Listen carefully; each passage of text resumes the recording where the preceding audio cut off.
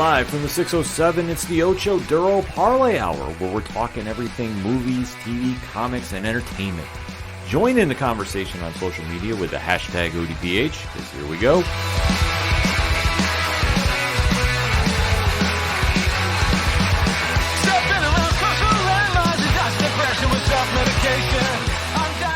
Welcome to an all-new edition of the ODPH podcast, better known as the Ocho Duro Parlay Hour.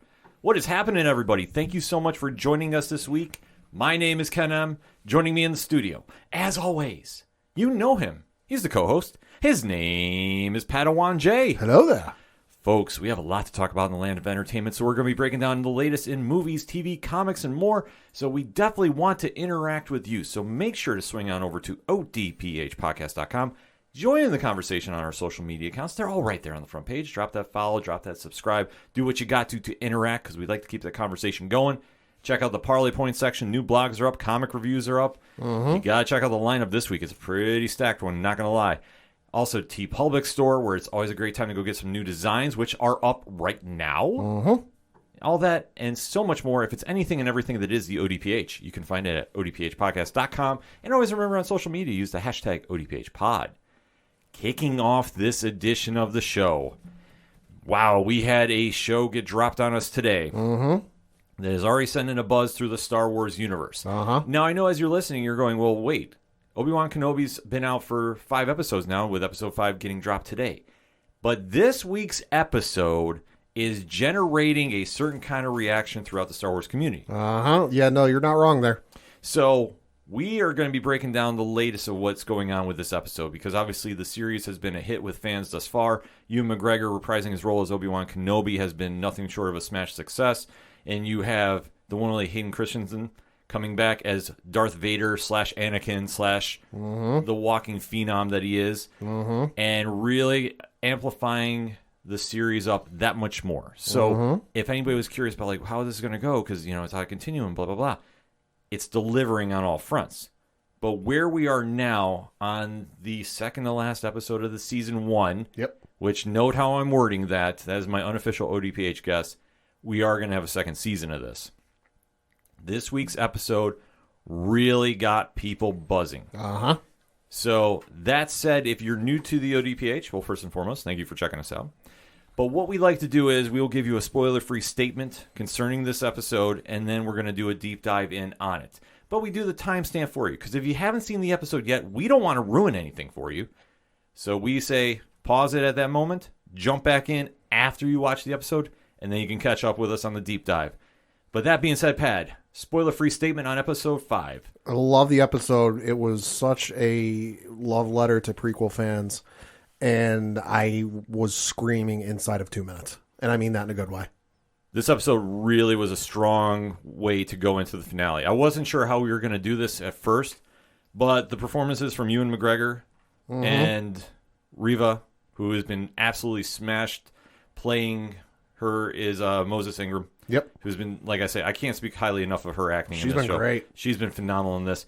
Those two really stole this episode and have us going into a finale where all signs point to the big battle we've all been waiting for since it was announced coming to Disney Plus way back when. Star Wars fans are going to be very, very talkative about this episode. There's a good buzz going into that finale, and fans, you don't want to miss next week's show by any stretch of the means.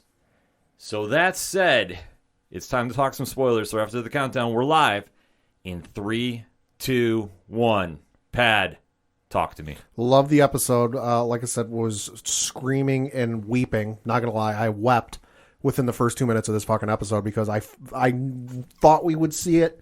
I hoped we would see it. I was still kind of like reservations, like I don't want to get my hopes up too much in case it doesn't happen, then I get let down.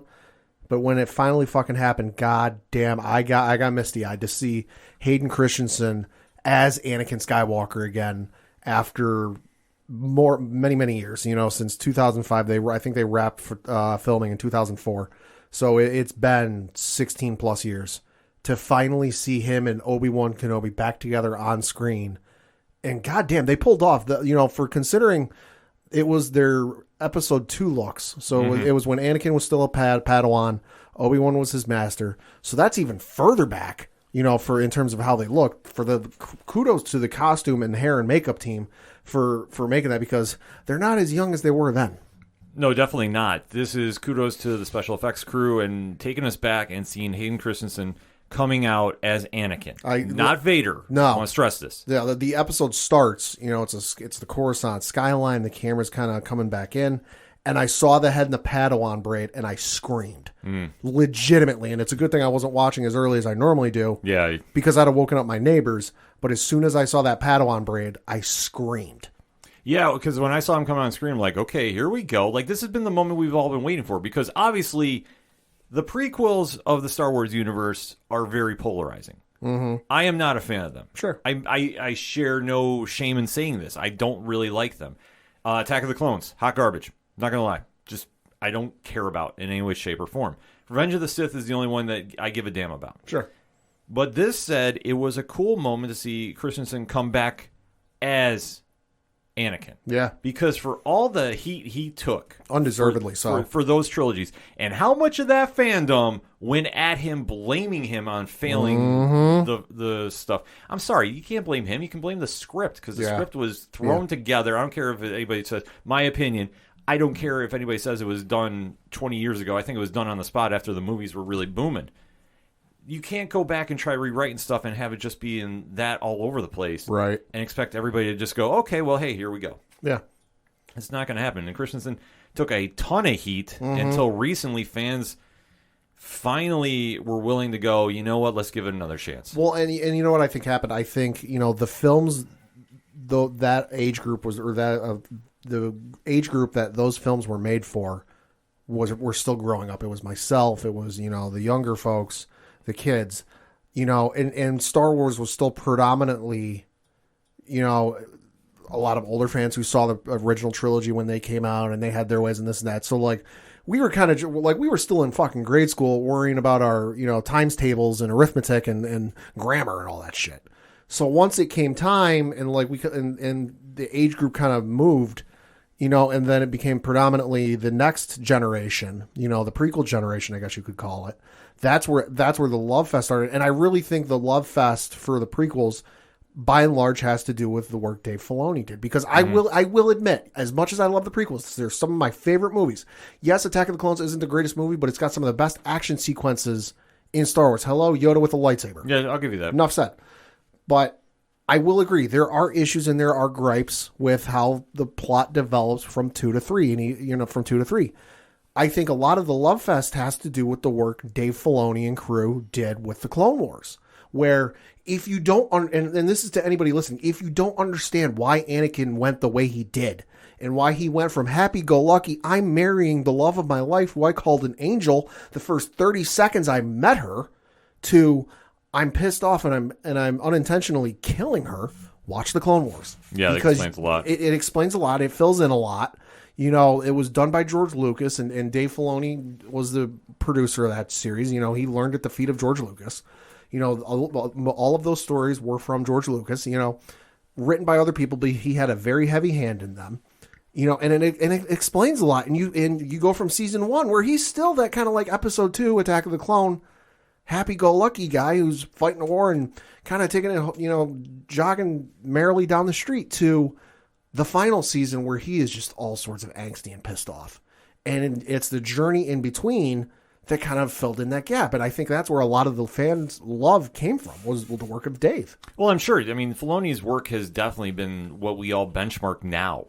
And I think that if his name's on a project, everybody's getting into it. Everybody's fully on board with it. I've said it before. I'll say it again. He's the best storyteller in Star Wars right now. Yeah, there's no question. I'll co-sign on that. The only one who might come close, and we've still got to see what he comes out with, is Taika Waititi, because he had some comments the other day that I read, and I'm like, okay, this guy gets it. Yeah, Taika is really a big name right now. Obviously, the work he's done with Thor and making him now the face of the Avengers, which, I mean, we'll get into more when we get closer to Love and Thunder.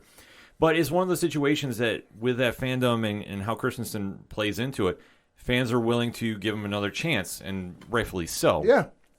And seeing him come out and having the little flashback sequence with Obi-Wan and getting a little bit more of their backstory, not just for Star Wars fans, but like we say, anytime a show like this comes on Disney Plus, you're bringing in a new audience. Yeah. Whether you mean to or not, which, I mean, they fully do. Right. But I think for a lot of times, fans forget because we're such big fans of a genre. Mm-hmm. Whether it's Star Wars, whether it's Marvel. We need to remember that there are people that are just tuning in because they're hearing hype about Ewan McGregor coming to TV. And that is drawing some new fans in. So when we're getting this all retold, we got to remember, there are some people seeing this for the first time. Yeah. And this is making that connection with them. Because when you see them having the sparring match, this plays into how the rest of this episode goes. Because where we were left off, Obi-Wan had escaped with Princess Leia from the clutches of Darth Vader and is now on the run with the Path, which is an underground network that's helping the Jedis fight the Empire. Yeah. Albeit, though, they don't realize that Reva has put a tracker on a droid. It's like a tracker, also kind of takes the functions of the droid and kind of like overrides them. Mm-hmm. And obviously there's some big implications at stake here because Vader obviously wants Princess Leia away from the Well, I don't think he knows about the kid, and I don't think he cares.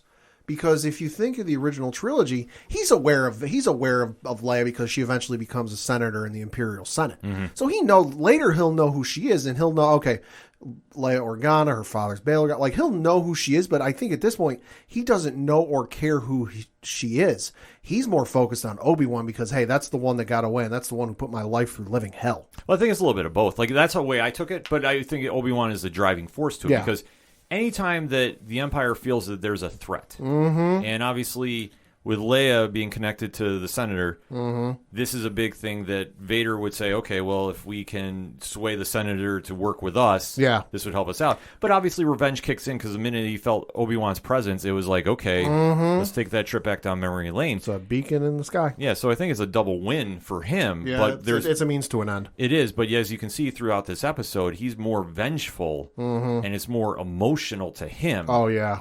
Than we were originally this buying into. This ain't the calm, cool, calculating Vader you might be used to from some of the comics and the movies.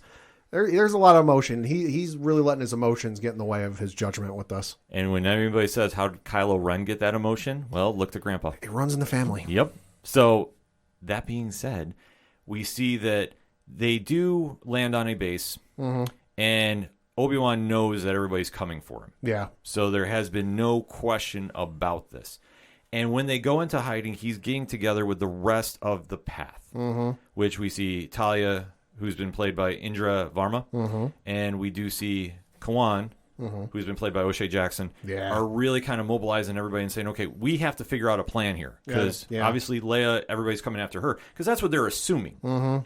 And they're also, Obi-Wan's like, no, it's pretty much after me, and you don't realize what we're going into. Yeah, because that's the thing is Obi-Wan, for as much as he's changed, Obi-Wan still knows Vader, Anakin, because, let's face it, he's basically known him for the majority of his life. Like, they lived together, and they hung out together for the better part of 10 years when he was his Padawan, and then in their time in the Clone Wars, they were together pretty much all the time. So he knows the guy. Yeah.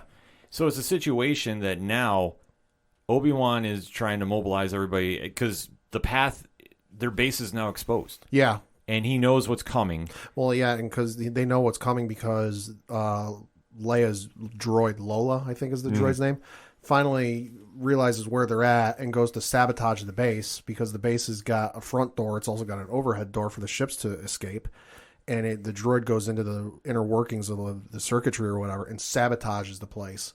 And the door's shut, and everyone's kind of like, because there's a bunch of people there because they got a backlog of people they got to transport, and the overhead door's shut, and they go, wait, what's going on? And somebody goes over to the control panel and tick tick tick tick tick tick tick, the controls are overridden. What the hell's going on? And Obi-Wan instantly goes, yeah, no, I know what this is. Yeah, so he's getting ready, and at the same time, for Reva's work for Vader, he promotes her to Grand Inquisitor, which I thought was a cool moment. Yeah. Not going to lie, because she lived up to his end of the deal. Exactly. And when she arrives on the planet, you see one of the best visuals I think we've seen on the show, because you see the Stormtrooper army is getting ready to start firing on the base. But the minute she lands, they all part ways, and she comes walking through as the general. Lines could have been straighter, but I digress. Yeah.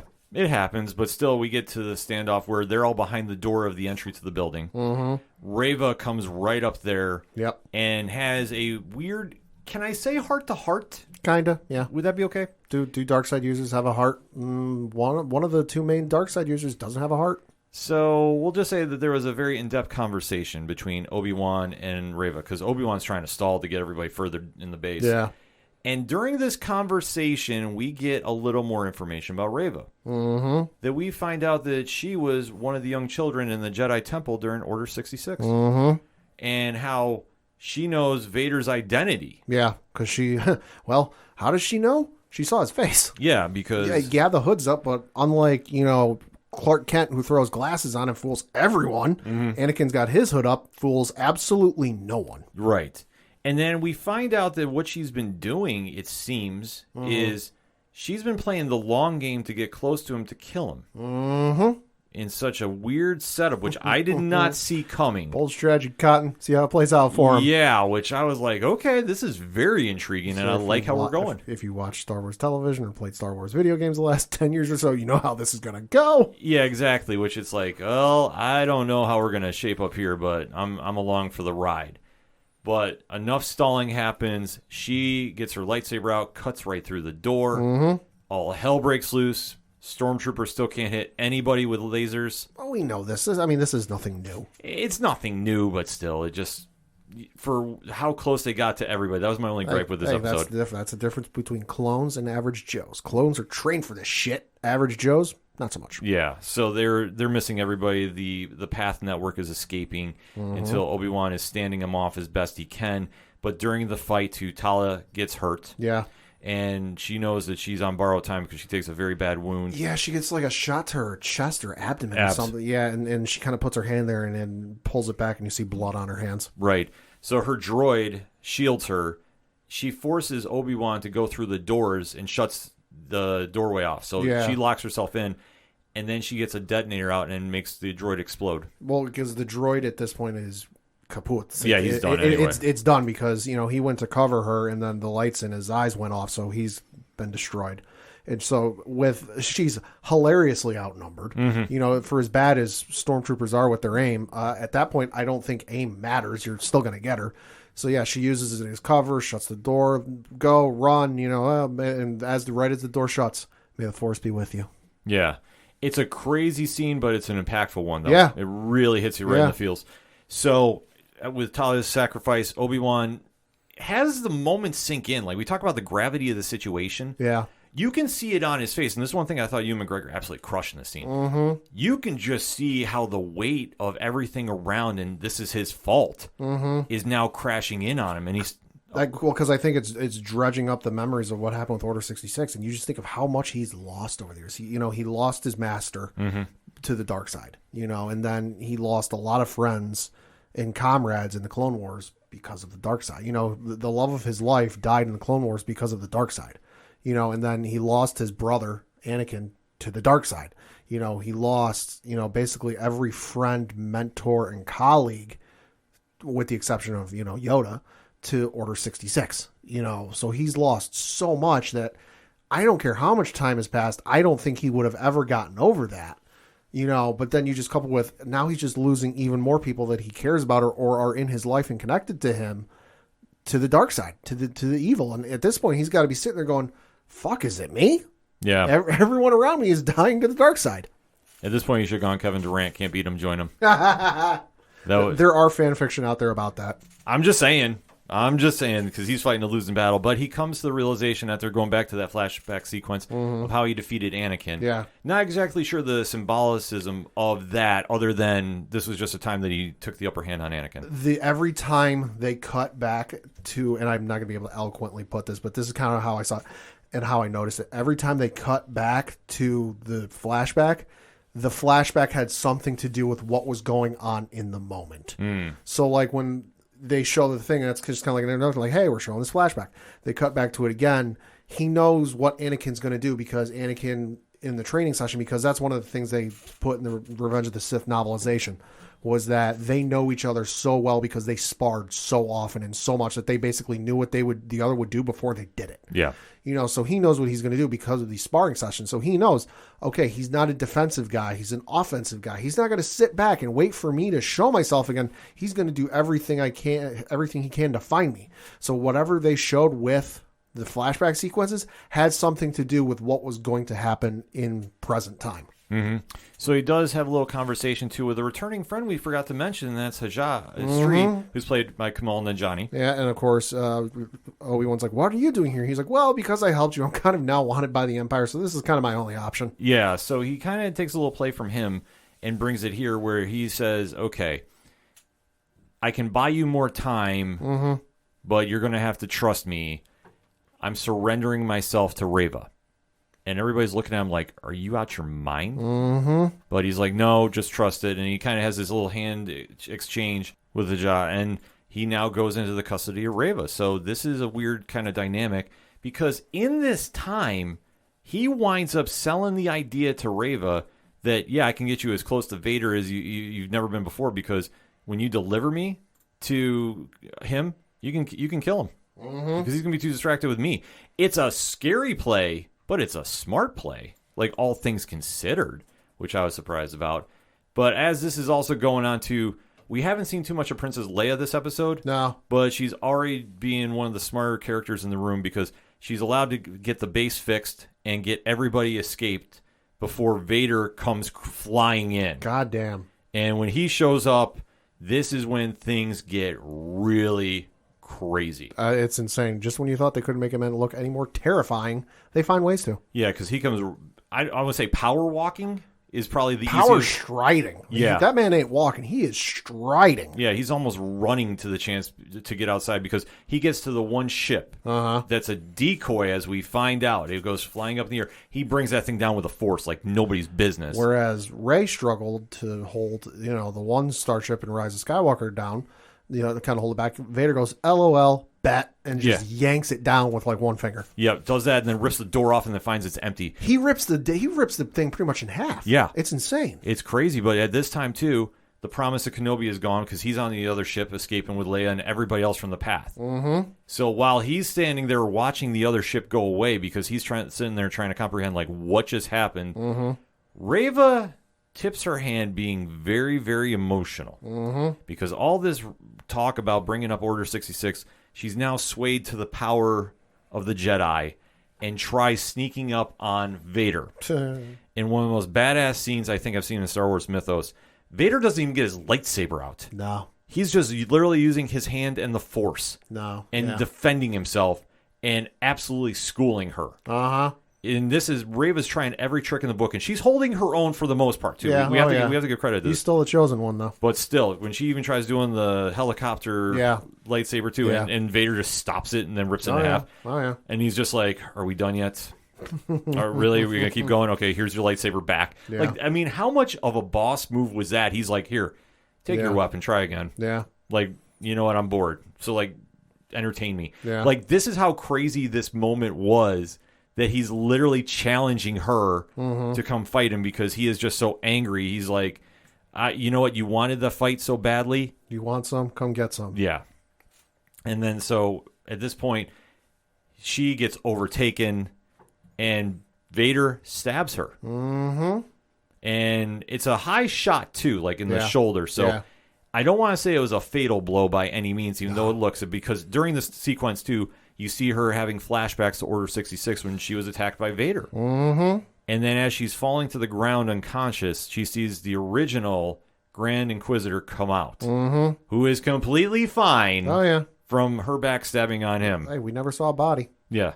And he grows up to Reva, gets the Inquisitor badge off her, tags it to him, and then they just both walk away. I love the line he says to her when he goes to walk away. He's like, you know what? We're going to leave you exactly where we found you, in a gutter. Yeah. I was like, ooh, Jesus. Yeah, it's a cold statement, but man, it happens. So meanwhile, they take off as the network is now escaping, and it sounds like everybody is now going to Tatooine. Yeah, except Obi-Wan's a little concerned about something, although he can't quite put his finger on why. Yes, because, well, if he's going back to Tatooine, and he knows Vader's in hot pursuit, probably this is not the best plan. Well, and also, it cuts back to an injured Reva who finds the transmitter Obi-Wan had, and he sees the message, or she sees a message Bail Organa sent. And it's kind of broken, it's kind of garbled, because, hey, the transmitter got broken a little bit. But it does mention Tatooine, Skywalker, and Owen. and she puts two and two together. And final shot of the episode is of a young 10-year-old Luke sleeping soundly in his bed at the Lars homestead. Yeah, so you got to think, is he bringing the fight to Tatooine? I think so. And I think they're going to, at some point, whether it's this episode or the next episode, they're going to be borrowing, and I'm showing you the panel, they're going to be borrowing from the Star Wars Visionaries comic, which was, it's kind of like the Marvel What If. Okay. You know, where there was one they did where Vader didn't die and he turned back to the light side and he wore this all-white costume, which is fucking awesome. But there was one comic before they brought back Darth Maul officially. They brought Darth Maul back in the comics, and Darth Maul came for revenge on Obi-Wan, and he tracked him down on Tatooine, and Obi-Wan had to fight him right outside the Lars homestead because Maul figured out what was going on. So I think they might be borrowing a little bit from that Visionaries comic. If you want to read it, it's a good one. It's Star Wars Visionaries Old Wounds. It was done in 2004. So 2004, it was well before they brought Darth Maul back. That'd be a wild scenario. Can you imagine Vader and Obi-Wan fighting right in front of the front yard? Mm-hmm. Like, that would be insane. Uh-huh. But, I mean, this show might do it. I mean, that's the one thing about it. This show definitely had a lot going on with it, too. And like I say, you're really getting a fine picture of Vader if you didn't already have one. Yeah. Like I said, the fight with Reva, where he legitimately was like, I'm bored, and I will entertain you with this notion that you can beat me. Well, and that's not the first time we've seen him do that. I mean, you think back to his fight with Luke, he's almost bored there. Right, but this was like the first real time, like, he was just sitting there and just toying. Yeah. Like, I mean, with the Luke one, he was a little more challenged, but you got to remember the personal connection there. Yeah. That's the one thing with him. Like, yeah, I'm sure he was bored at first, but then once it started sinking in, yeah, because when he drops that notion to him, like, oh yeah, I'm your father, everything changes. I mean, he's a lot more powerful than he gets credit for. I mean, there is an episode of Rebels where he rides into where the action is taking place on top of a fucking TIE fighter. Yeah, like, the legend of Vader is just growing with this show, and I mean, I think that the addition of him and really letting him sink his teeth into the fandom, and now you have like a better understanding of how much of a badass he is, because I think for a lot of new fans, like, you know, the character, you recognize the face, the helmet, but you don't really get to see it. And this is one that he is just cold and emotional, but during the sequence with Reva, like I say, this is something that he was just sitting there bored and just seeing how nonchalant he was, and he's like, I'll entertain your notion. And that's what I was saying. Like, that's just how he is, man. I mean, Jedi Fallen Order, you know, there is a sequence, spoiler alert, but hey, it's been out long enough. You should have played it by now. But there is a sequence in Jedi Fallen Order where he shows up, you know, another Inquisitor. Is there not anyone in this show, but there's another Inquisitor there who's failed him. And he at this point, he's like, I'm fucking done with this shit. So he kind of hops off the ledge he's on, walks up to her, because she can't move. He's grabbed her through the Force. Walks up to her, doesn't say a goddamn word. All you hear is the breathing, and he just stabs her right then and there. Yeah, I mean, Vader has just become such a force of nature. And seeing how emotional this show was today, too, because Talia sacrificing herself, that was a big deal. Having Reva's story come to life and just seeing how emotional she was. Yeah. And like I said, Moses Ingram absolutely has been crushing this role, and this is where you're really seeing why she was such a big character, and she's going to have a big future going forward with this series.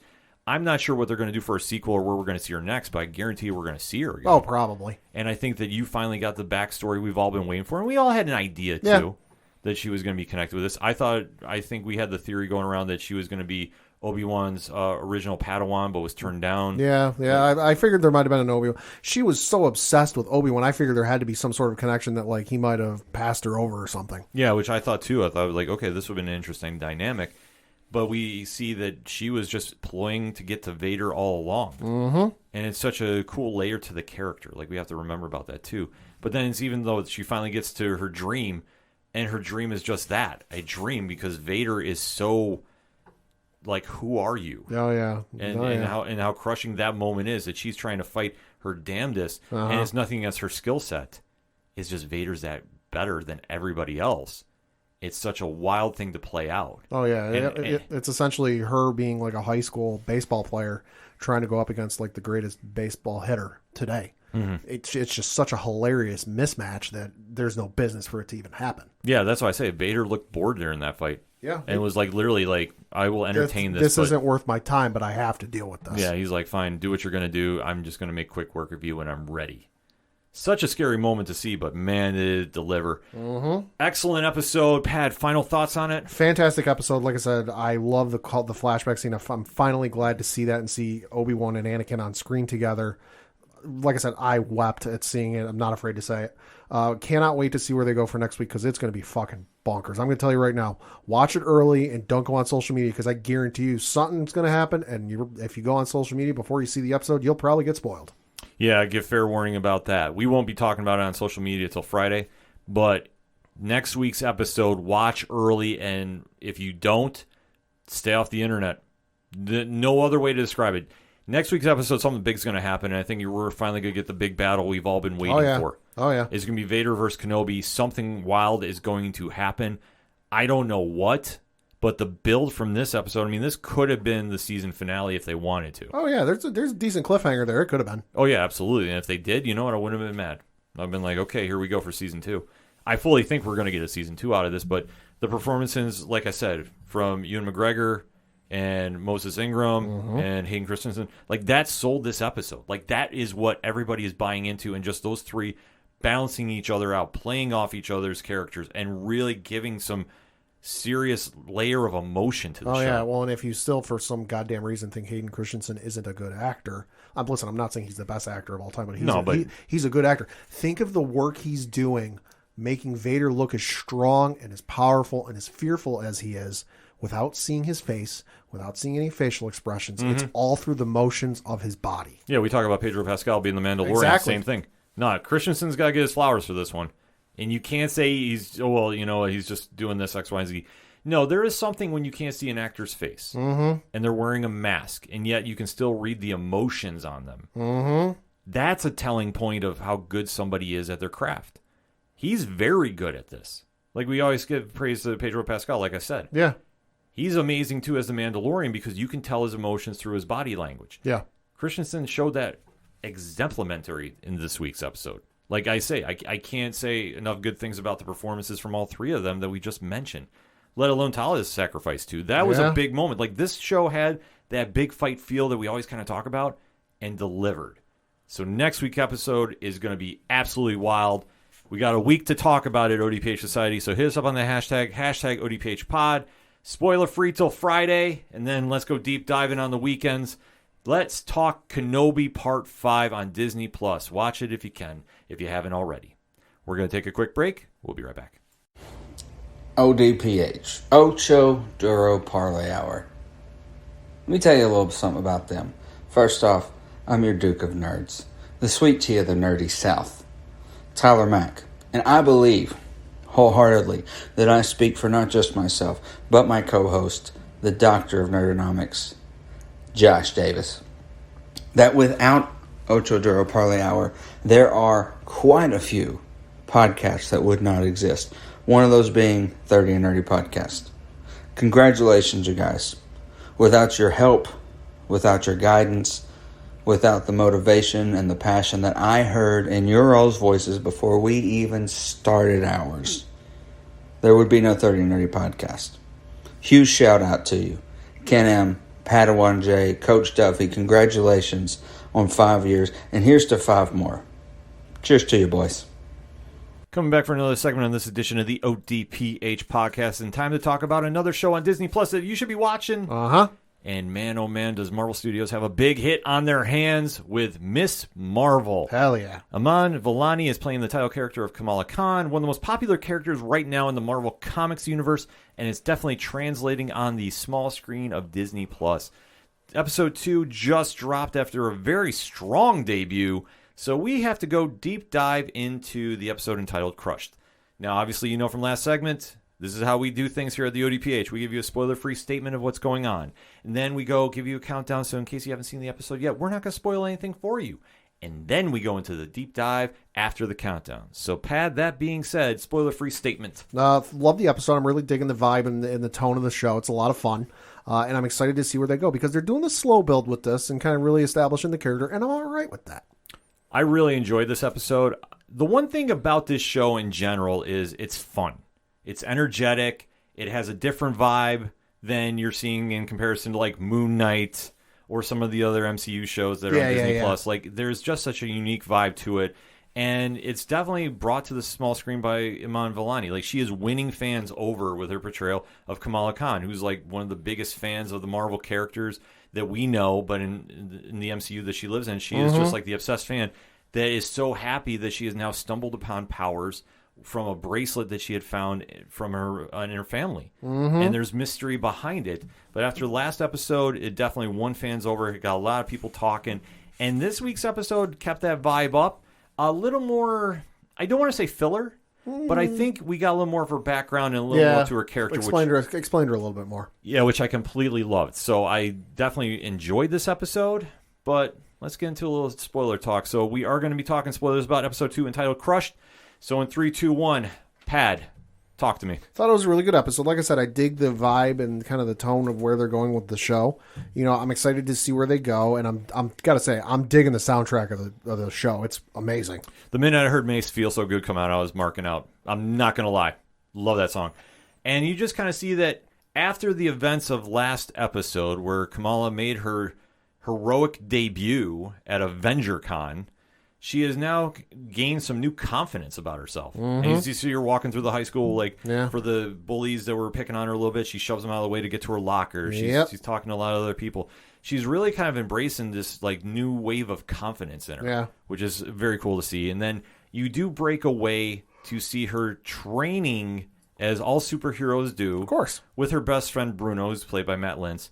And she's really testing out the power level of the bracelets that were found. Well, and she's also scared shitless because she's doing a lot of this on a rooftop, so it's probably 30 plus feet up. So it won't exactly kill you, but you won't exactly walk away from it. So she's getting a little nervous. Well, I think Bruno is really deducting what is going on here. And from his deductions, that the powers are coming from her and the bracelets are a conductor. So where this lies as far as her origin is very, very intriguing to me, because in the comics, she's Inhuman. She got the Terrigen Mist, and that's how she's developed her powers here. I'm wondering, though, is her DNA going to be something else here? Could be as a result of 2 freaking Infinity Stone usages. Because you got to figure there was the one on Earth that wiped out. We don't know her status during the blip. We don't know if she was around and then she wasn't, or if she stuck through. We don't know. So in theory, she was there for both snaps when, 3. Three to break it down. 3, if you think about it. The one where everyone went away, the one where everyone came back, and then the one to get rid of Thanos. It's a lot of freaking quantum energy getting thrown out into the universe, and as we know from the Ant-Man movies, quantum energy does a lot of weird stuff, you know, so it could be a case of her, because especially the one happened the first one was in Wakanda. Still, you know, their stones are powerful enough that they can be detected across the galaxy, so I don't think it matters how close or how far you can. Well, it killed half the universe, so yeah, I don't think it went around everywhere. I don't think it matters, you know, how close you have to be for them to affect you in some way. So then the other 2 were in upstate New York. She's in Jersey. I mean, on a map, it looks far. Realistically, it ain't that far. You know, so she could have easily been exposed to 3 different instances of quantum energy. Yeah, it's one of those instances that they're going to explain, obviously, but trying to do the early speculation, because from where we're taking it, they're not going anywhere near the Inhuman show of any which shape or form right now.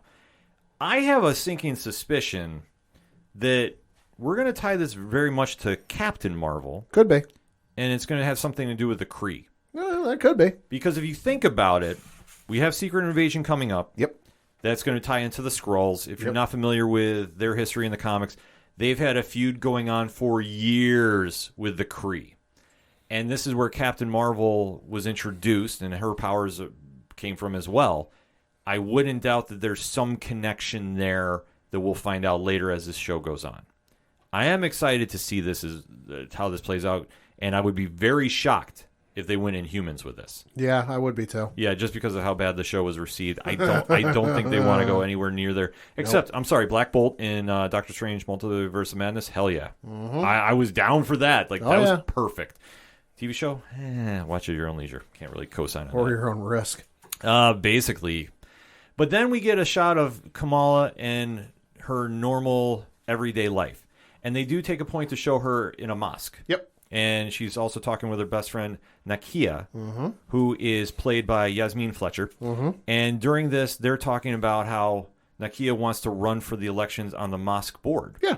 And becomes like a background of the story, too, because they do show that later on in the episode, when there is a festival going on, that you see Kamala and Nakia going around and trying to network and trying to really say Nakia should be elected to the board and really do some politicking. She's doing some groundwork. She's going door to door. She's handing out flyers. She's campaigning on why she should be elected to this board. It's awesome to see. Yeah, it definitely is. And when they go into it a little later, that's going to be the real heart and soul of this episode.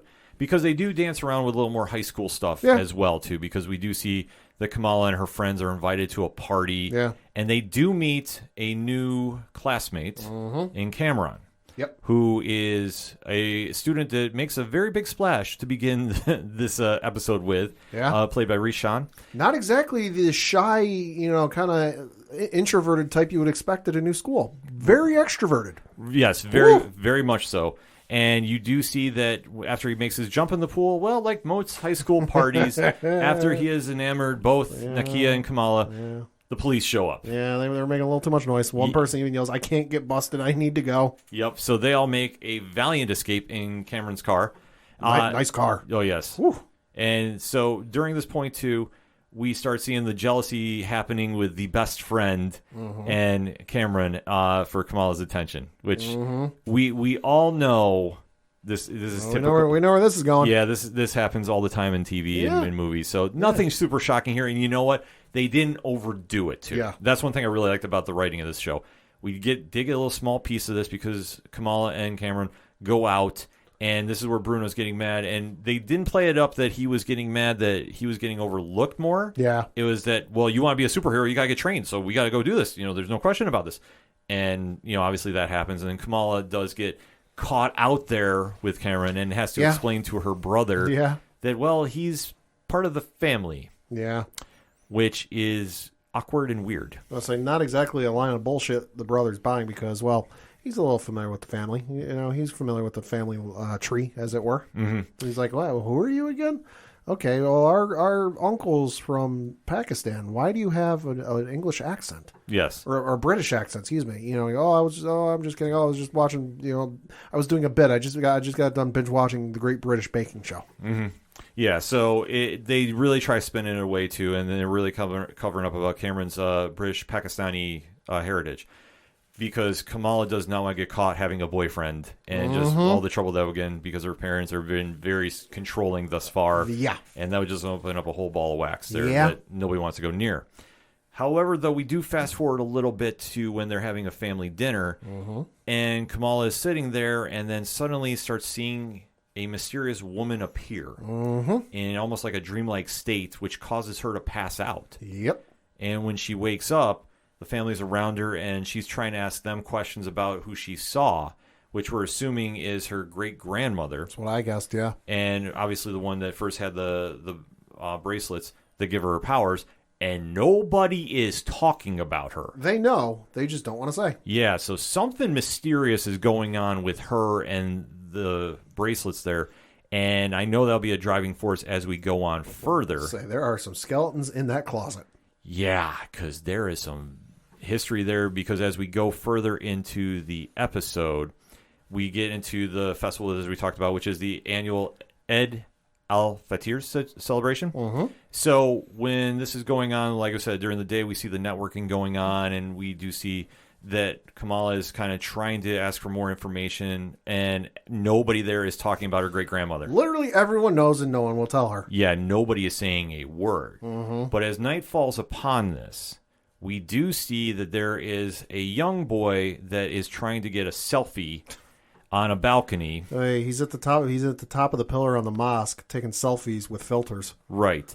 And he drops his phone, and then he slides off it, is hanging on for his dear life. Well, because he drops his phone after he slips and almost falls out the window, grabs onto the curtain that's in the room there, and of course the rings on the curtain start ripping off, He then drops the phone and he's dangling from the ledge of the top of this pillar on this mosque, going, "Oh my God, help!" Yes. So Kamala goes into her suit and goes to make the save, and she does actually wind up doing it. She shows that little instinct about being a superhero until the very end, because when she's trying to lower him down, because she's using her powers.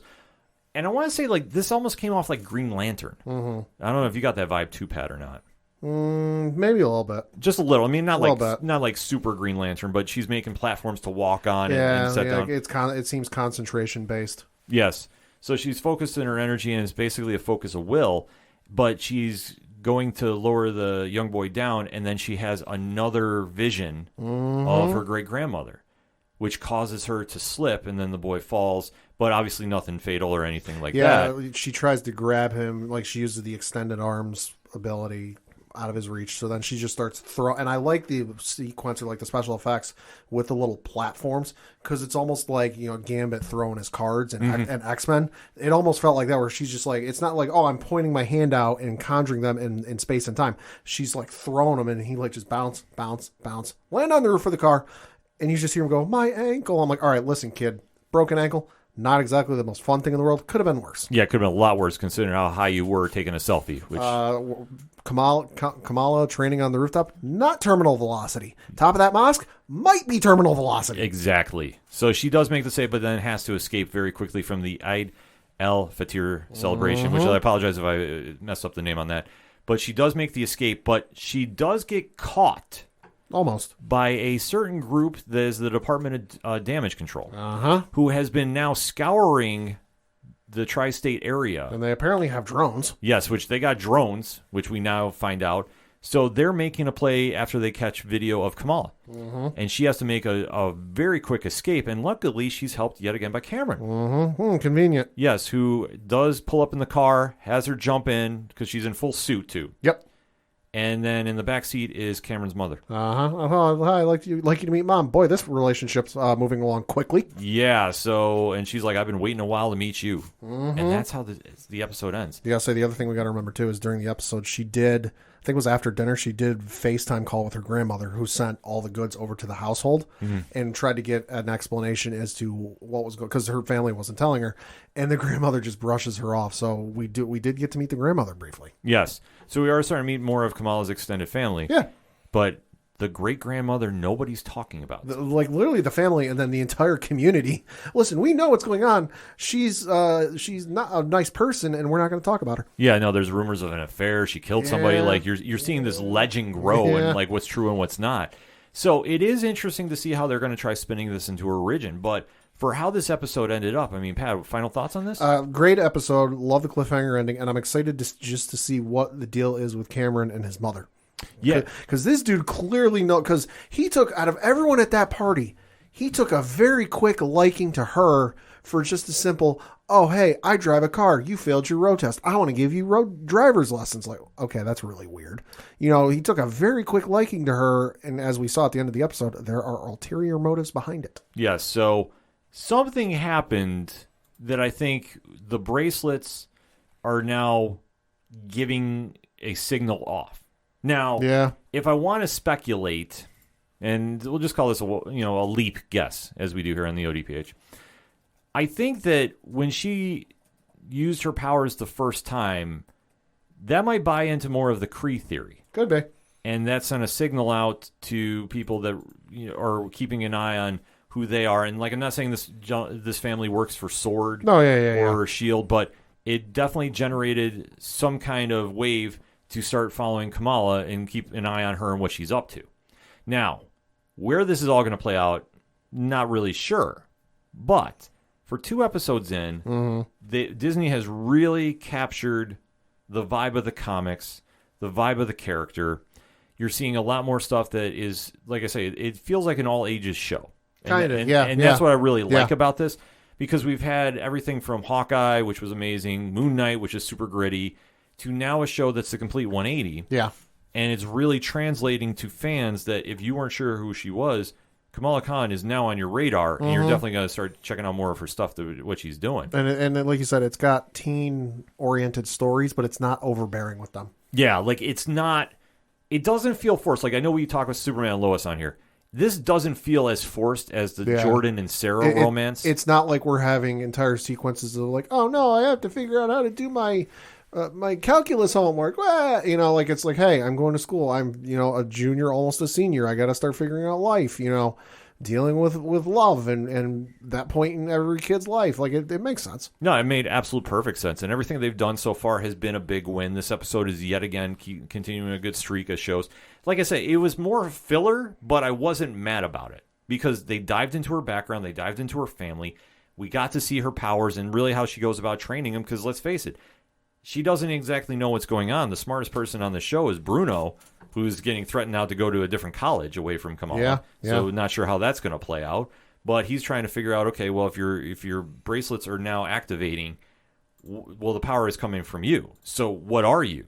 And now it could be Terrigen Mist. Like I said, that would follow the comics, but I don't see them doing that. I mean, to me, the quantum energy thing makes more sense. Oh, it does, and I think they'll rely on that heavily now moving forward, especially with Quantum Mania coming out from Ant-Man 3. Oh, I didn't even think of that. Yeah, I mean, it's all connected, as Kevin Feige says. True. Including Agents of S.H.I.E.L.D., you won't tell me otherwise.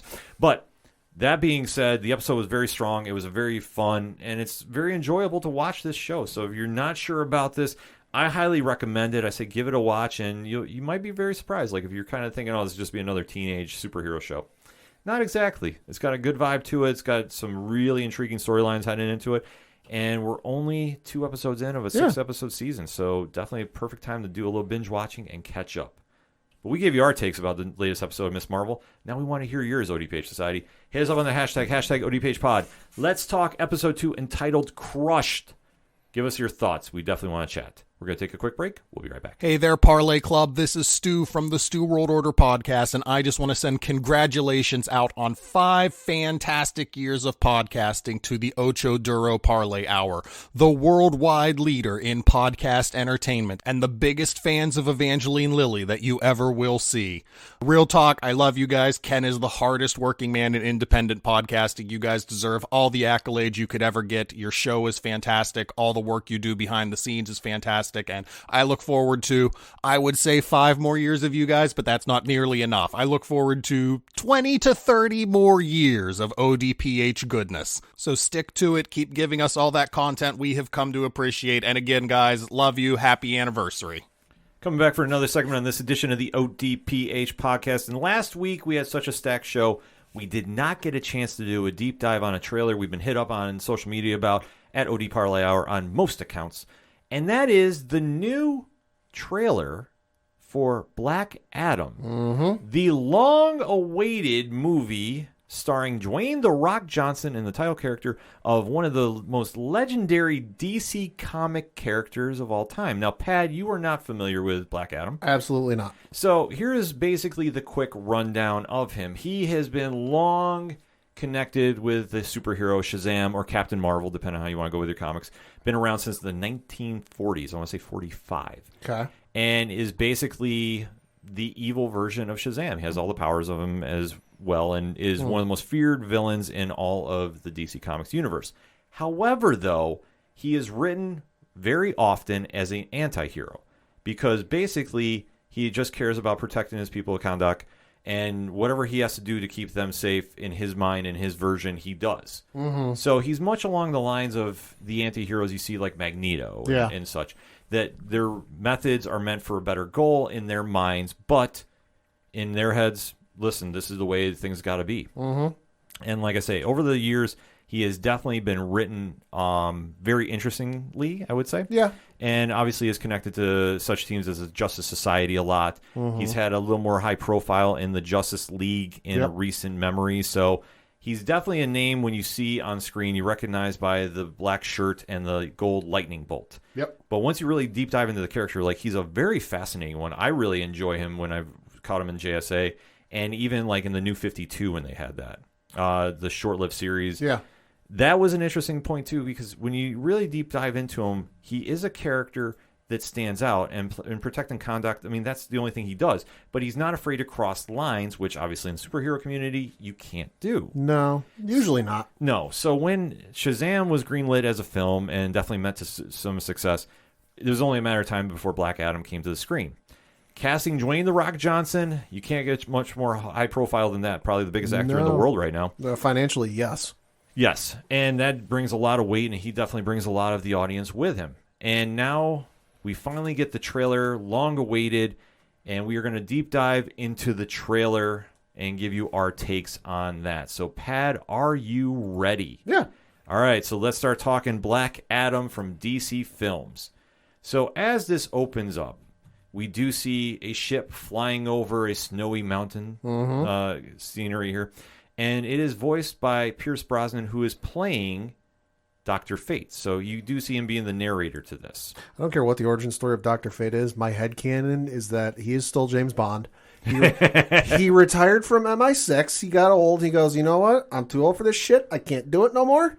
I'm going to retire. I'm going to go to my library. I'm going to read up. I'm going to study. And then he got all weird and mystical. That's my headcanon. You know what? It can work, though. That's what I'm saying. Because during this point, too, we do see a little variation from the comics, because you do see that the character of Black Adam is now being transported into a laboratory of sorts. Yeah, and it's in like some sort of tank, almost like you see in Star Wars. Well, you know what? The vibe I got, and I know this is not going the same way of the comics, this is like Captain America. Like the super soldier serum and such? Kind of. Like it was kind of that weird vibe that you see that he's now getting experimented on a little bit. And you just hear about, Pierce Brosnan says this leads to nothing but heartache. And then you get another shot of the past, because Black Adam has been around for many, many years, of a fight in, ancient times. Yeah. Where his son was sacrificed. You see that he's thrown off a rocky cliff. Yeah, like into a pit or something, yeah. Yeah, and it's just a wild sequence. I mean, he says that his son was sacrificed to save him, and then he was reborn a god. And then you fast forward to what is present time, and it appears that it is the tomb that he has been imprisoned in. Yep. And you see that somebody, well, as in most of these situations, makes the wrong idea. Hey, let's see what's behind door number 1. So they open Pandora's box, so to speak. Yep. Play stupid games, win stupid prizes, because that whole thing goes exploding. And then you just see his shadowy figure show up here. And then he goes back to the flashback sequence of him holding his son who's sacrificed. You see that these armed soldiers are now shifting back to the present, and they're standing around him and opening fire. And you're seeing that he is now flying in air. Oh, so yeah, there's 5 guards in there as well. Yeah, so you're seeing that he's now getting attacked, which, I mean, this is just par for the course for him. I mean, when you're gifted the powers of the gods, bullets are not really going to stop you. No. Like I say, he has the same power set as Shazam. The stamina, the swiftness, the strength, the flying, the power. Like they say, but it's just, with great power comes great responsibility, but what happens when you have no responsibility other to yourself? All the power, none of the morals. Yeah. And then he basically says, I don't kneel for anyone. I had to before, but not anymore, to paraphrase. You see him shooting electricity into a wall. Destroying the wall. Yep. You're hearing music go off, and then you're seeing another shot of the JSA plane, and we do get our first shot of Hawkman, played by Aldous Hodge. Love the CGI here. The wings look really cool. Yeah, definitely looked really cool. And then you see a quick shot of Atom Smasher as well, Dr. Fate putting on the helmet, and Cyclone as well. So you do get a shot of this incarnation of the Justice Society of America, the precursor for the Justice League. So, and obviously they have had a much rich history in the DC Comics universe. So very cool to see them finally make their screen debut here. And you are seeing them fight somebody, it looks like present time from all the technology. And they're going through a city, and you're seeing that Black Adam and Hawkman are having a face-off. Because, well, Black Adam's methods are not exactly super heroic, I would say. They're not exactly superhero friendly. He's definitely ruffling some feathers, so to speak, shaking things up as they were. Yep, and then you see that Hawkman is actually saying to him, "Heroes don't kill." Well, I do. Yeah, and that's his response. I do. And then you get a shot to some guard that makes a very foolish mistake of hitting Black Adam in the face with a rod. It looks like a baton or something, yeah. Yep, and like I said, it looks very, very interesting as the gentleman is now thrown into the middle of the ocean. Reasons, folks, but I'm cool with it. And then you see that Dr. Fate is now talking to him as we get a shot of him flying over a canyon towards some fighter jets, and the speech is, "My visions have shown me a future. You have 2 choices. You can either be the destroyer of this world or the savior. Mm-hmm. And as you see this, you're also seeing Black Adam knock one of the planes out by just smacking the wing. And this is after the pilot of one of the planes looks at him, and obviously they can't communicate. But hey, listen, I don't need to be a speech interpreter to figure out what he's saying. The pilot looks at him and just points down now, and he doesn't listen. No, he definitely does not. And then you get another shot of him standing there defending the people of Kahndaq. And this group of whoever this is attacking him is making the mistake, and Black Adam is fighting them best he can. Mm-hmm. And you're seeing that, obviously Dr. Fate is narrating this and saying, whatever you choose, that's up to you.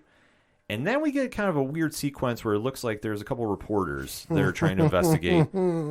And they're in the middle of a war zone, as it appears, and Black Adam just pulls up next to him. They start slowly rolling up the windows with the old handles. Yeah. And somebody yells behind you, and as he turns around because he's wearing a tattered cloak, he basically catches a rocket in midair. He teleports onto the other side of the vehicle, then catches the rocket. Yeah, and is standing there and then emerges through the cloud of smoke with his hand electric buzzing on the windshield. Yeah, because I think it's a blink and you miss it kind of thing. I think he lets go. Like, he has a hold of the rocket, he looks at it, and then I think he lets it go. Like, it's like less than 6 inches away from his chest. Mm-hmm. And I think he lets go of it. It explodes into his chest so that it won't hurt anybody. And then that's when you see the lightning hand come through the smoke. Yeah.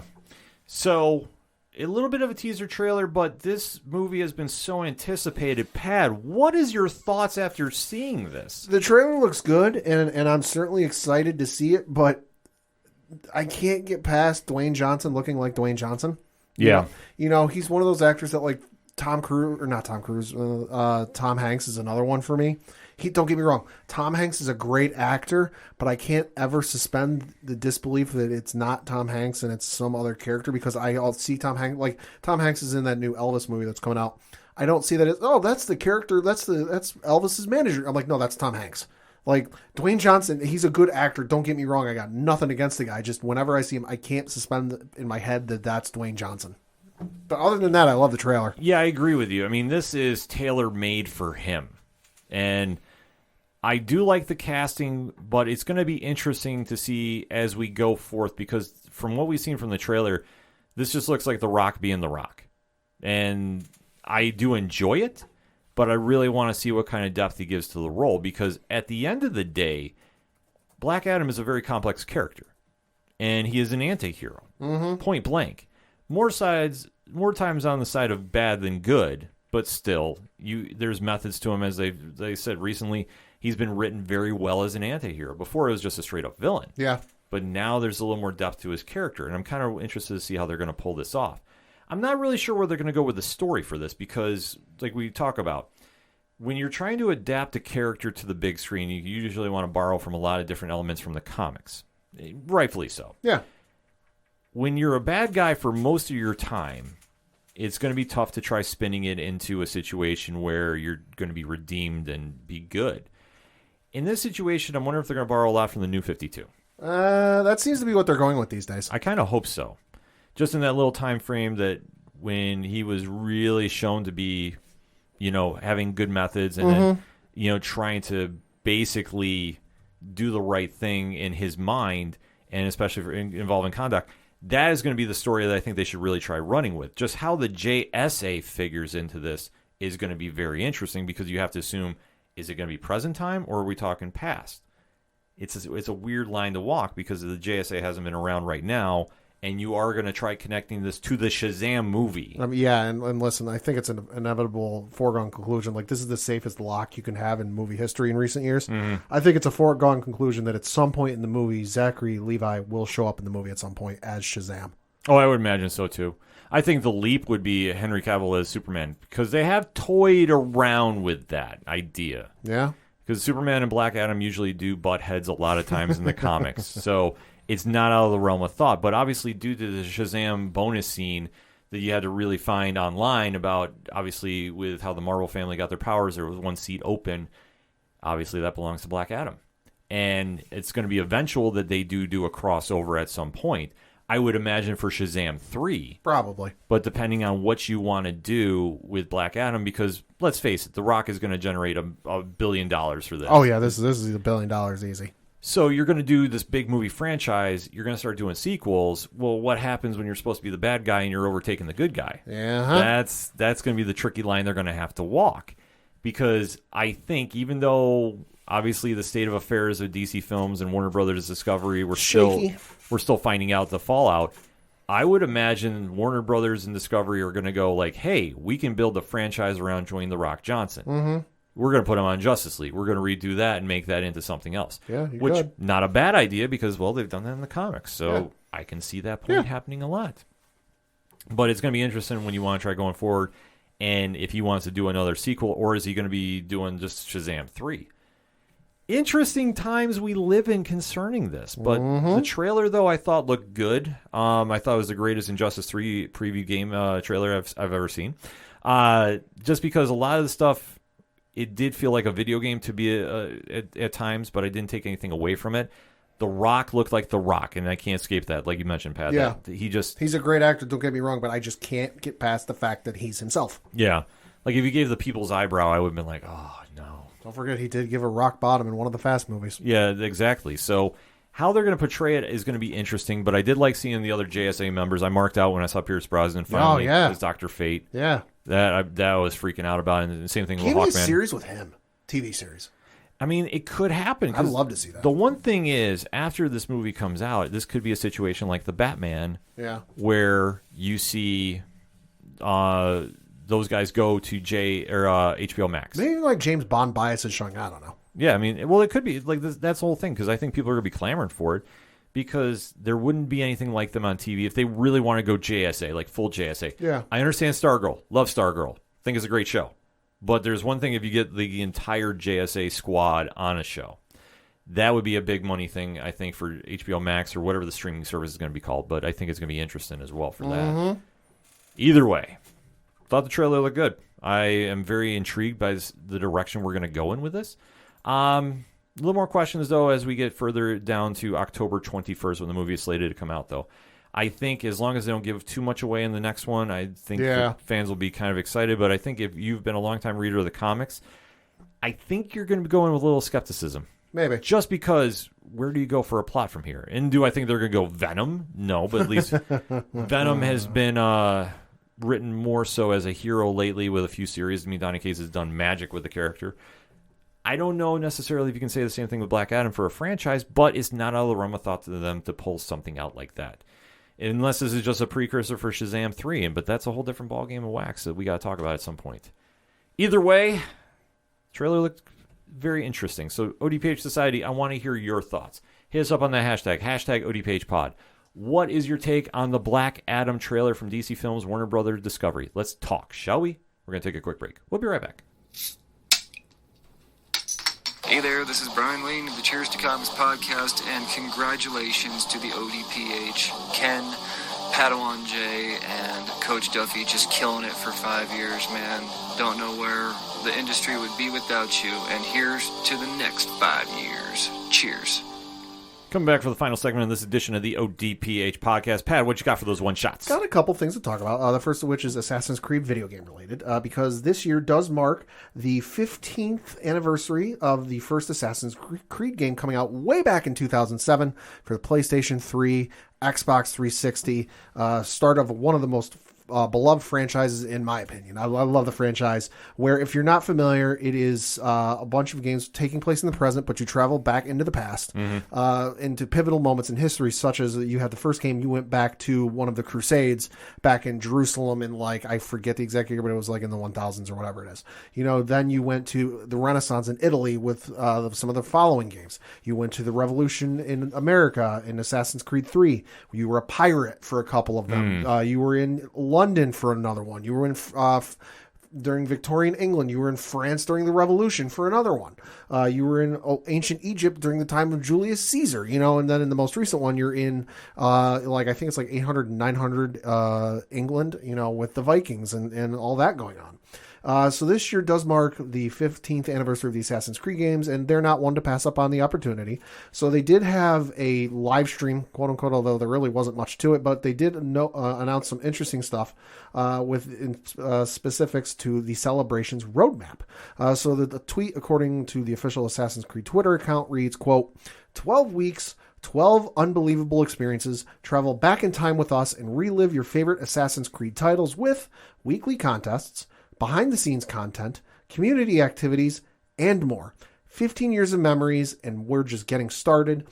So it kicks off this month with both Assassin's Creed Valhalla and then Assassin's Creed Odyssey, so the two most recent entries into the franchise.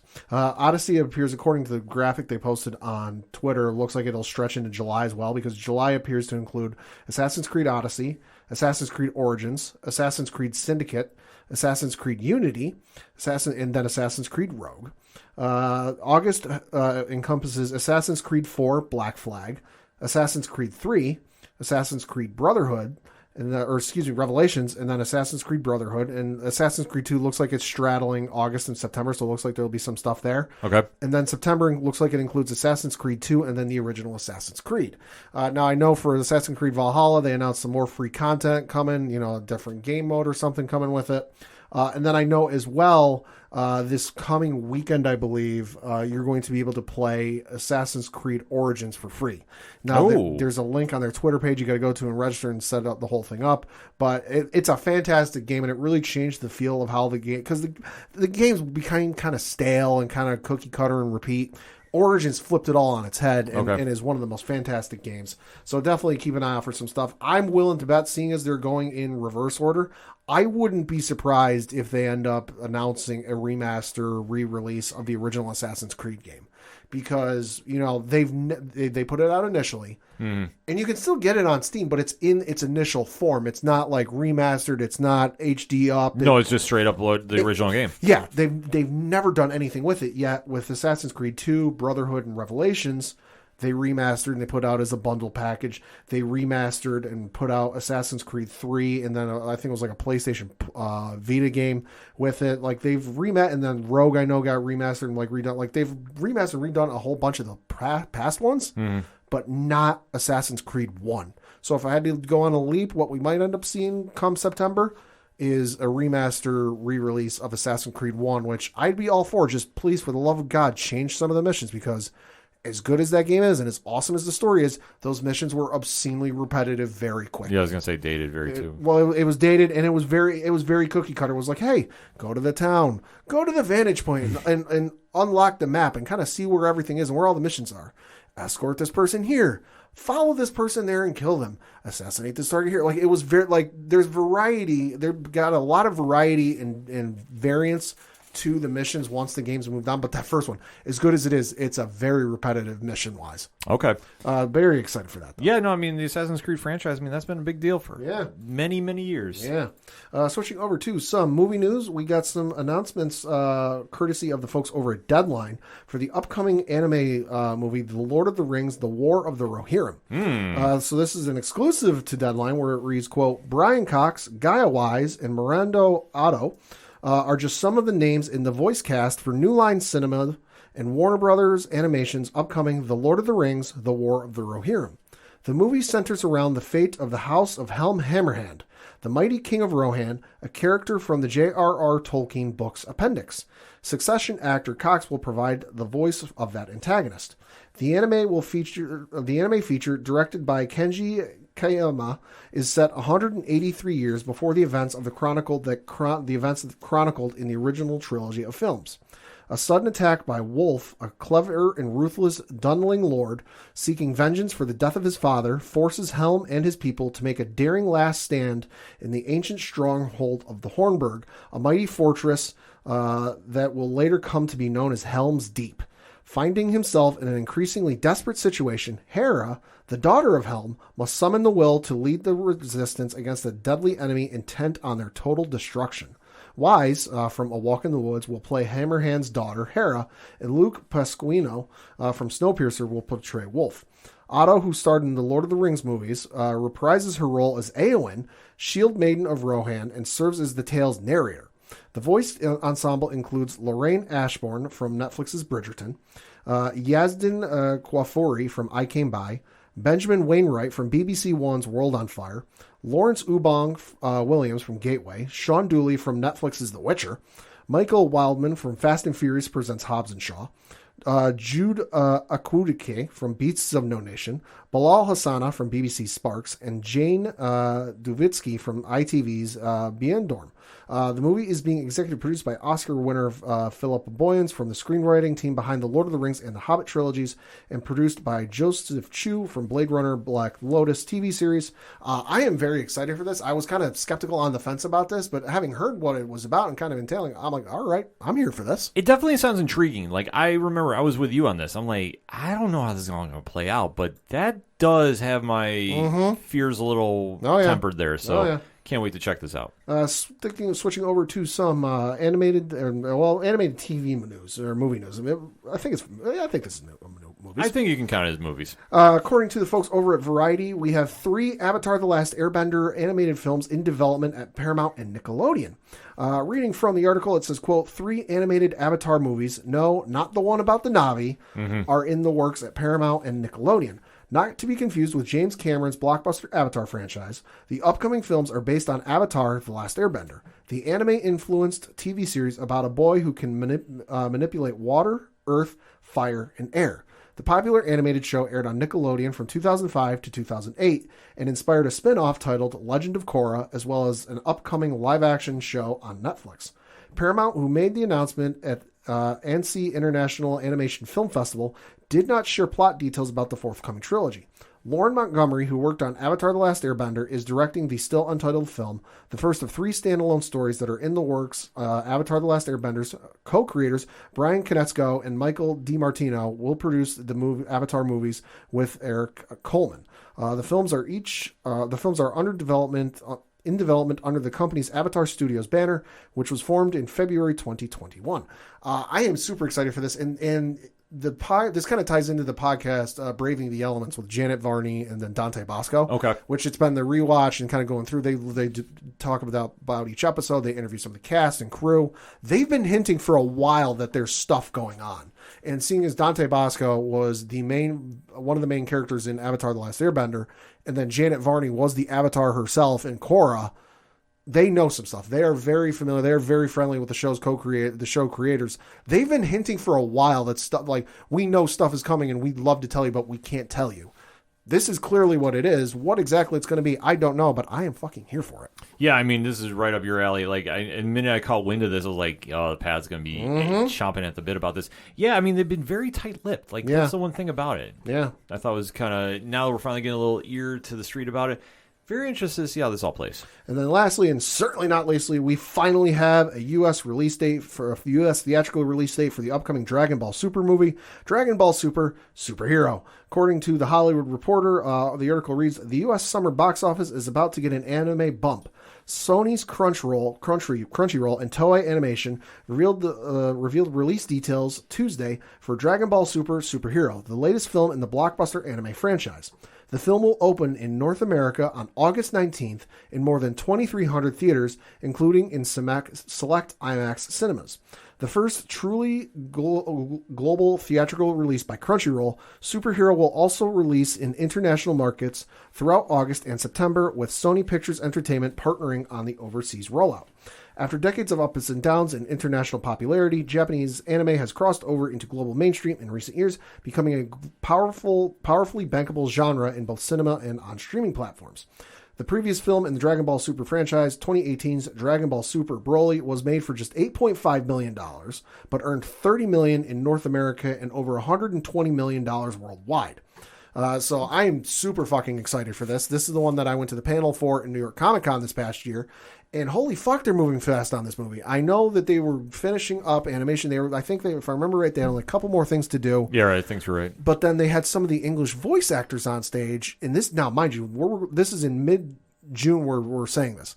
Back in October, You had one. If you go watch the trailer they put out for this news, and it's got English voice acting in it. Back in October, they said, "Oh, we don't know when it's going to come stateside. They're still figuring out the distribution stuff, and plus we're just finding out our characters are going to be in the movies here today." Mm-hmm. We're like 6 months, 9 months, whatever it is, 9 months removed since that day, and they've already started recording. Holy fuck, they're moving on this. Yeah, I am super excited, and it cannot come out soon enough. Yeah, no, this definitely is exciting. And like, I remember you talking at Con about this, and you're just like, they're moving fast with this. Uh-huh. I didn't think they'd be this fast. I've also still got the music from the first trailer they debuted at New York Comic Con stuck in my head all these months later. Oh, man. Because it was playing on loop for like 3 damn days. That's wild. Super excited, though. Definitely. So for my one-shots, let's talk a little more movie news before I go comics here. Okay. But this is something we've been hearing rumors about. They've been telegraphing a little bit on the Disney Plus shows. According to an article from Deadline, we now have a Thunderbolts movie getting made by Marvel Studios. Jake Shire is going to be directing, and this one, well, is going to be kind of interesting to see how this plays out, because if you're familiar with the Thunderbolts franchise, it could go one of two ways. But according to the article from Deadline, and I quote, "Not much is known about the plot of the film other than it revolves around a group of villains who are sent on missions commissioned by the government," and basically, from this article, it is alluding that it will be like a Suicide Squad type deal. Okay. So makes sense. Now, if you've read the comics, see, I think it's going to be a little different than what their the kind of running idea is going to be. I don't necessarily know if this is going to be Suicide Squad-esque, but I think they're going to be combining a lot of elements. Now, are you familiar with the Thunderbolts from the comics, Pat? No. Okay. So there's a couple incarnations that I think they're going to kind of dabble here and borrow from different elements.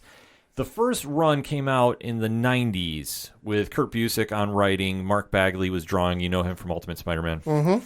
And the premise was that there was a group of heroes that formed when the Avengers and Fantastic Four were lost in the events of Onslaught.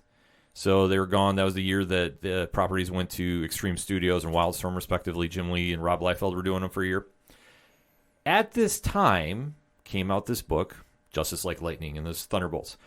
In my opinion, this was the last great reveal not ruined on the internet. Okay. Because you had all these brand new heroes, Citizen V leading these heroic people trying to fill the void of the Avengers until you get to the last page. Mm-hmm. And the last page, you see the mask come off of Citizen V. And it's Baron Zemo. Oh, damn. And all the heroes are the masters of evil. So you're seeing the Beetle, he is now Mach 1. You're seeing Songbird, who is screaming Mimi. You're seeing Moonstone, who is somebody else. Like, it's been a while since I've read it, but it's a fantastic read. And especially, you have to remember, at that time, not everything was ruined by the internet. True. So this was the buzz at the comic shop for, like, a solid 2 months. Because when issue 2 came out, we're like, wait, is this real? And, like, what's going to happen? Right. And how that story spun. And it's one of the best first runs of a comic, in my opinion, because then they implement Hawkeye on the team because, well, some of these villains really like being heroes for once. Some do not. Right. And it's this weird conflict of interest, and then all of a sudden, because Hawkeye leaves the Avengers to come and lead this team. Now, am I saying that's going to happen here? No. But I don't doubt that the premise of this is they'll get rolled out to fill the void because there's no Avengers, because there's no Captain America, or there's Captain America, but there's no Iron Man, there's no Thor right now. The world is still going to need heroes. And I don't think they're going to have Sam Wilson involved in this as Captain America yet. He will be coming, though. Rest assured. Because I think what they're going to try doing is implement that you'll see maybe Zemo be Citizen V. Right. And he'll be leading a squad of the villains that we know from the Marvel Universe, the cinematic that we know right now. Yeah, yeah. You know, such as Abomination, Yelena. God help me, U.S. Agent. Which I say Sam Wilson can't get here soon enough. You'll see Ghost. Yep. From Ant-Man. Yep. I actually forgot until we had the chat with 8122 Productions. That got brought up, so I got to shout out Ron Diesel and Rich about that one. And then I think they're going to throw a curveball in there, too. Because if you're really going to do Thunderbolts, there's two characters that you definitely need from that original run. You need Songbird, and you need Moonstone. Yeah. Yeah, Moonstone is kind of like an Emma Frost type character. Okay. And I think she's going to get introduced in the Marvel sequel. Okay. I haven't heard anything official. This is my ODPH guess. Songbird, I think, gets introduced for this show alone, when they ever do it. Because the other way you can spin this is if you try borrowing from Dark Avengers, and if you're not familiar with that, that's when Norman Osborn decided to create his own Avengers team. And it was basically imitation Hawkeye, who was really Bullseye, Dakin, who was imitation Wolverine, and you had Penance, who was Speedball, but this is also during the time of his feelings after he caused the events of Civil War, the first one, and how dark and twisted that book got. I could see them doing a little mix of that in with this as well. And then, like I say, the Thunderbolts have had different incarnations over recent years. I know there was like the Red Squad where it was Deadpool, Punisher with a red logo, Elektra, Red Hulk. So I could see them borrowing a little bit from all three for this. But I would love to see them try imitating the first run as much as they can adapt it. Like, there's no Avengers right now. The world needs heroes, but then it turns out it's government bad guys funding them to do bad stuff. Either way, I'm excited for this, except I get to see John Walker again because I don't really give a crap about seeing him back on my screen ever again in any way, shape, or form. All of the U.S. agent memorabilia can be mailed to. No, I'm kidding. Yeah. Oh, I know. I'm At Odie Parlay Hour, your favorite art pieces of U.S. agent. Yeah, I know. I'm sure there'll be a thread coming up by somebody about that. But either way, like I say, I'm excited to see this film is going to get done. I'm not sure exactly who's going to be here, but I would say Zemo is probably the closest to a lock. As long as he dances. Yeah, he's got to do the dance. If he doesn't do the dance, it's I don't want to hear about it. I really don't.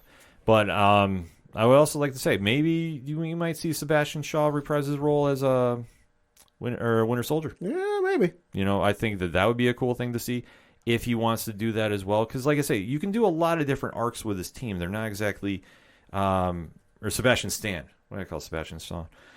Sorry, I'm thinking X-Men because I'm looking at comics right now as we're talking as well. But this is one of those situations that you could definitely do a lot of incarnations, and I think they would all come off very, very well. So, excited about this movie. Definitely want to see it when it comes out. Except I will applaud it and give it all the mics in the world if they kill off U.S. Agent within the first 5 minutes. So giving Sebastian Shaw some shout-out. Also the actor for Anakin in Return of the Jedi. Oh, really? Yeah, Sebastian Shaw is the name of the gentleman who plays Anakin under the suit in Return of the Jedi. See, that's what happens when I start looking at comics, man. But that's a very fun point, though, Pat. Yeah. Because we'll be talking a little X-Men and some other books at the shop this week because that's what we'll close out with. So, Comicsology Originals. I always preach this line, and I definitely think you should go check it out. Cold Iron #2 is out. So this is a book we've been covering by Andy Diggle and Nick Brokenshire. Very cool supernatural vibe going on with this. The story of Kay and Mona and how they're trying to escape through the night and the craziness that they come through has been definitely picking up some steam. So you definitely want to go check that out. Love and War #3 is out as well. The rom-com over Tug of War it continues on. So if you're into rom-com books, you definitely want to go check that out on Comicsology Originals as well. And also coming from our friends from Boom Studios. There is a monster book that they have. And I can't stress this enough. If you're not getting this book right now while it's still coming out, second issue, you're going to be missing out. Stephanie Phillips and Flavino present Grimm #2. Now, the first issue, multi-prints right now. It's flying off the shelves. Issue #2 lives up to the hype. It is one of the coolest reads at the shops, without question. The art is absolutely killing it. Like I said, Flavino absolutely is crushing it in this book, and Stephanie Phillips does an amazing job. I'm showing, see, this is where I get the live reaction from Pat. Ooh, that's nice. We see a lot of stuff here. So you see how it's nice and peaceful. You see how it's nice and peaceful. And then look what happens here. Oh, good God. Yes. You get this. Jesus. Yes. So if you want to find out what we're talking about with that, definitely pick it up. I give it a very, very high recommendation at the shops this week.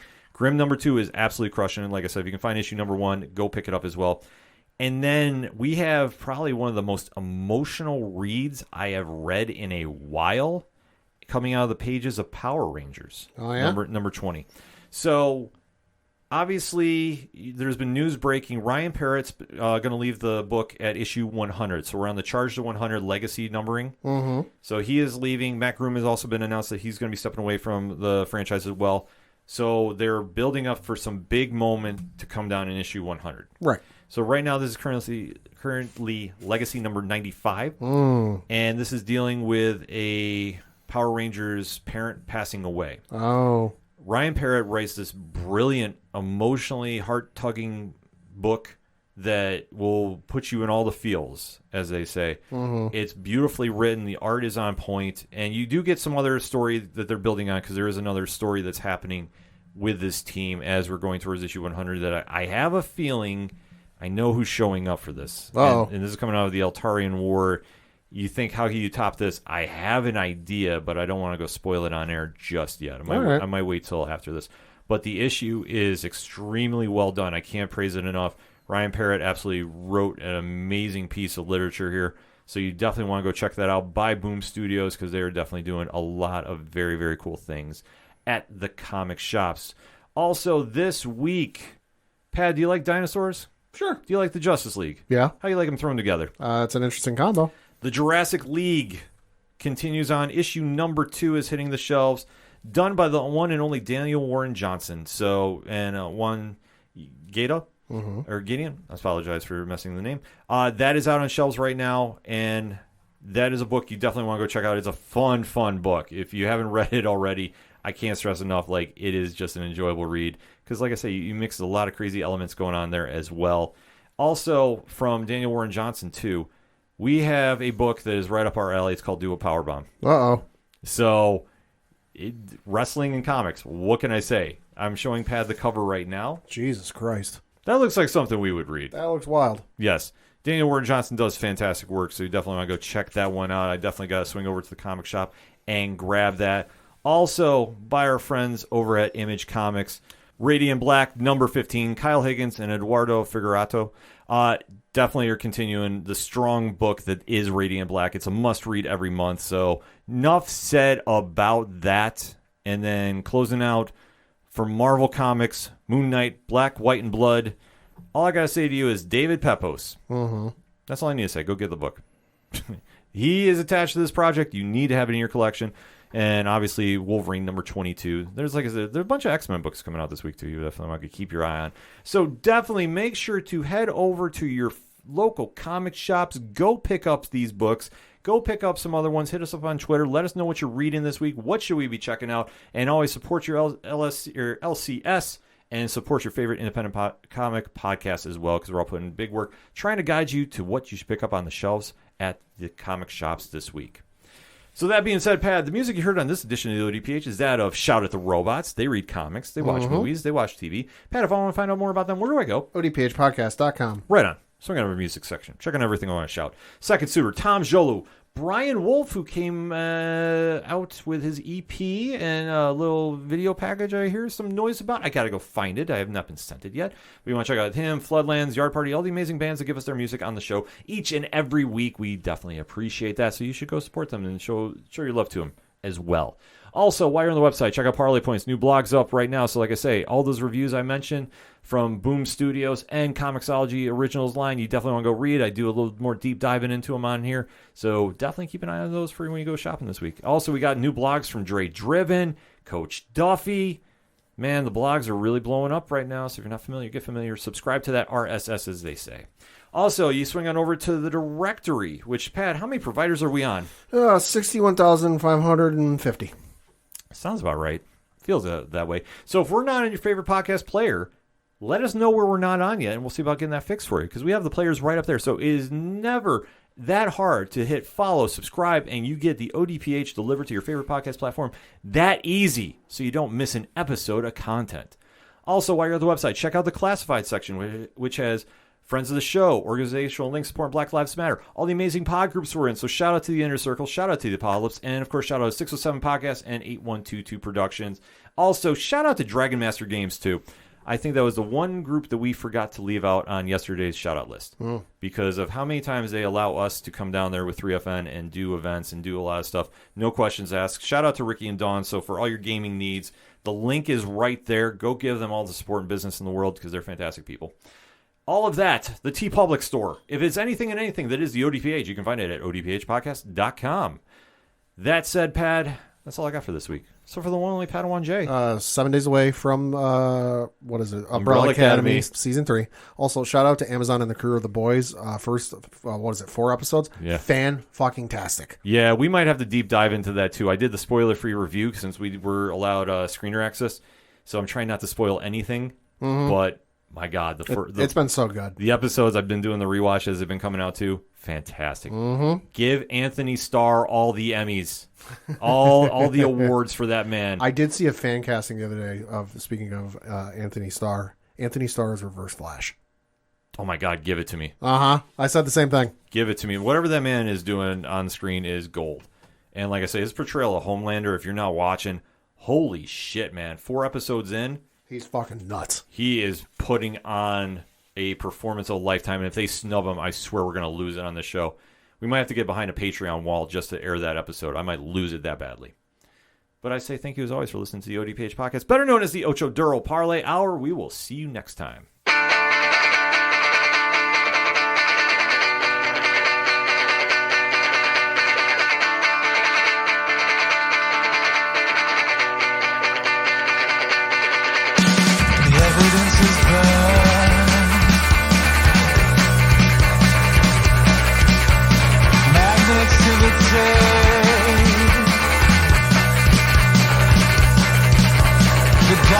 Has crept up to cover your face, sliding backwards in disguise, and nothing collapses into place. So we try to keep our heads above the water, but it gets so hard to breathe out here.